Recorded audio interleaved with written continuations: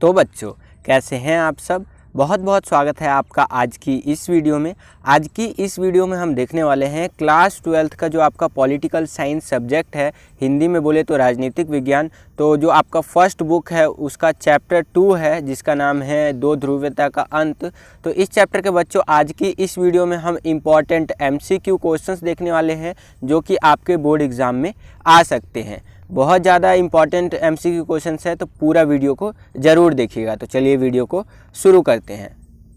तो पहला क्वेश्चन आप देख सकते हैं बच्चों, मैंने लिया है इस चैप्टर से आपके लिए कि सोवियत संघ का विघटन किस वर्ष में हुआ था, ये आपको बताना है। तो यहाँ पर चार ऑप्शन आप देख पा रहे होंगे बच्चों। पहला है आपका 1991 में हुआ था, दूसरा है आपका 1998 में हुआ था, तीसरा है आपका 1999 में हुआ था, या फिर चौथा है आपका सन 2000 में हुआ था। तो आपको पता होगा बच्चों कि जो आपका सोवियत संघ का विघटन हुआ था वह सन 1991 में हुआ था। कब हुआ था? 1991 में हुआ था। आई होप कि फर्स्ट क्वेश्चन आपको समझ में आ गया होगा बच्चों। आगे चलते हैं, अगला प्रश्न देख लेते हैं हम, सेकंड क्वेश्चन। तो सेकंड क्वेश्चन आप अपनी स्क्रीन पर देख पा रहे होंगे बच्चों कि रूस के वर्तमान राष्ट्रपति कौन है। ठीक है, तो रूस के जो वर्तमान प्रेसिडेंट है वो कौन है वहाँ के। तो यहाँ पर भी चार ऑप्शन आप देख पा रहे होंगे बच्चों। पहला है किम जोंग उंग, ठीक है। दूसरा आपका नरेंद्र मोदी जी, ये तो हो ही नहीं सकता। तीसरा आपका डोनाल्ड ट्रंप जी, और चौथा है आपका व्लादिमीर पुतिन जी। तो आपको पता होगा बच्चों, कईयों को पता होगा, कईयों को नहीं पता होगा। जो आपके रूस के वर्तमान राष्ट्रपति है और सन 2030 तक वो रहेंगे ऐसा बोला जाता है, तो वो है आपके व्लादिमीर पुतिन जी। ये फोर्थ वाला ऑप्शन इसका सही होगा। रूस के वर्तमान राष्ट्रपति कौन है? व्लादिमीर पुतिन जी। आगे चलते हैं बच्चों, अगला प्रश्न देख लेते हैं। थर्ड क्वेश्चन क्या पूछ रहा है हमसे कि शॉक थेरेपी की परिभाषा क्या है। यहाँ पर भी आप चार ऑप्शन देख पा रहे होंगे। पहला है क्या शॉक थेरेपी की परिभाषा है देशों की मदद करना, या फिर दूसरा है क्या शॉक थेरेपी की परिभाषा है आघात पहुंचाकर उपचार करना, या फिर उपचार करना केवल, या फिर उपचार करके आघात पहुंचाना। तो चार ऑप्शन आप यहाँ पर देख ही पा रहे होंगे। आपको पता होना चाहिए बच्चों, जो शॉक थेरेपी का रियल में अगर हम लोग डेफिनेशन बोले या फिर परिभाषा बोले तो आघात पहुंचा करके उपचार करना होता है। यहाँ पर आप देख सकते हैं सेकंड वाला ऑप्शन जो है सो कि आपका सही है कि आघात पहुंचा करके उपचार करना, जैसे अमेरिका ने सोवियत संघ के विघटित देशों के साथ किया। ठीक है, आगे चलते हैं, अगला प्रश्न देख लेते हैं। चौथा क्वेश्चन क्या कह रहा है हमसे, देखिए बर्लिन की दीवार कब गिराई गई थी, ये आपको बताना है। तो बर्लिन की दीवार आपको नहीं पता बच्चों, तो 28 वर्षों तक जो है सो कि टिकी रही थी। ये 28 वर्ष याद रखिएगा, ये बहुत काम आने वाला है आपके। ठीक है, देखिए चार ऑप्शन यहाँ पर भी दे रखा है। पहला है 1990, दूसरा है आपका 1998, तीसरा है सन 2000, और चौथा है 1989 1989। तो आपको पता होगा बच्चों, बर्लिन की जो दीवार गिराई गई थी वो सन 1989 में 1989 में गिराई गई थी। तो इसका फोर्थ वाला ऑप्शन सही उत्तर होगा।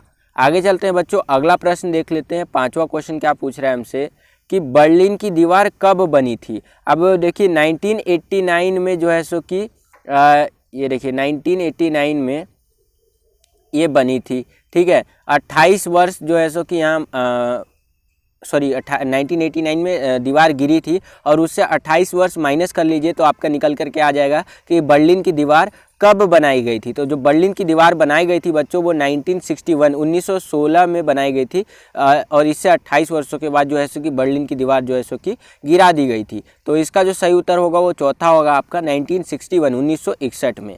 आगे चलते हैं बच्चों, अगला प्रश्न देख लेते हैं। छठा क्वेश्चन क्या पूछ रहा है, यहाँ पर आप देख सकते हैं कि द्विध्रुवीय विश्व के पतन का मुख्य कारण था। जो दो ध्रुवीय विश्व था उसके पतन का मुख्य कारण क्या था। तो यहाँ पर भी आप चार ऑप्शन देख पा रहे हैं बच्चों। पहला है आपका शीत युद्ध की समाप्ति, दूसरा है आपका सोवियत संघ का विघटन, तीसरा है आपका गुटनिरपेक्ष आंदोलन की भूमिका, और चौथा है आपका उपरोक्त सभी। तो इसका जो सही उत्तर होगा बच्चों ये उपरोक्त सभी वाला होगा, क्योंकि आपको पता है ये सारे ही कारण थे जिससे कि आपका जो दो ध्रुवीय विश्व था उसका पतन हुआ था। यहाँ पर शीत युद्ध की समाप्ति भी देखने को मिली थी 1991 में, सोवियत संघ का विघटन भी देखने को मिला था। ठीक है, और गुटनिरपेक्ष आंदोलन की भूमिका भी हमें यहाँ पर देखने को मिली थी। तो ये फोर्थ वाला ऑप्शन आप सिलेक्ट कर देंगे, उपरोक्त सभी वाला सही उत्तर होगा इसका।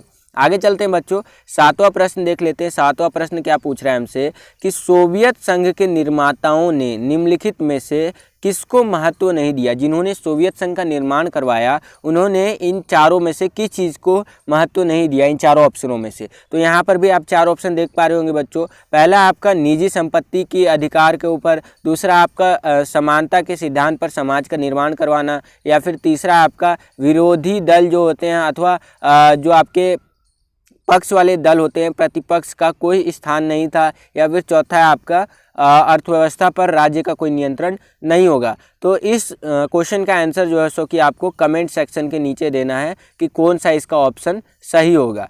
ठीक है, ये आज का आपका पहला होमवर्क है। आगे चलते हैं बच्चों, अगला प्रश्न देख लेते हैं। 8वां क्वेश्चन हमसे क्या पूछ रहा है कि पूर्ववत यानी कि पहले जो सोवियत संघ था, सोवियत संघ USSR को किस नाम से जाना जाता है। यानी जो पहले सोवियत संघ था उसका जब विघटन हो गया तो अब वो किस नाम से जाना जाता है, यही चीज़ें हैं बेसिकली। तो यहाँ पर देखिए, पहला है रूस, दूसरा है बेलारूस, तीसरा है सोवियत और चौथा है संघ बर्लिन। ठीक है, तो ये चार ऑप्शन है। तो आपको पता होगा बच्चों, अब सोवियत संघ को केवल और केवल रशिया, रूस के नाम से ही जाना जाता है। रूस को ही उसका उत्तराधिकारी बना दिया गया है। आगे चलते हैं बच्चों, 9वां प्रश्न देख लेते हैं। 9वां प्रश्न क्या पूछ रहा है हमसे कि तजाकिस्तान में हुआ गृह युद्ध कितने वर्षों तक चला और यह गृह युद्ध कब समाप्त हुआ। यहाँ पर भी आप चार ऑप्शन देख पा रहे होंगे बच्चों। पहला ऑप्शन है आपका कि 15 वर्षों तक चला था और सन 2015 में ये गृह युद्ध समाप्त हुआ। दूसरा ऑप्शन है बच्चों 2013 में समाप्त हुआ और 18 वर्षों तक चला। तीसरा ऑप्शन है बच्चों 10 वर्षों तक ये गृह युद्ध चला और 2001 में समाप्त हो गया। और चौथा ऑप्शन है बच्चों इनमें से कोई नहीं।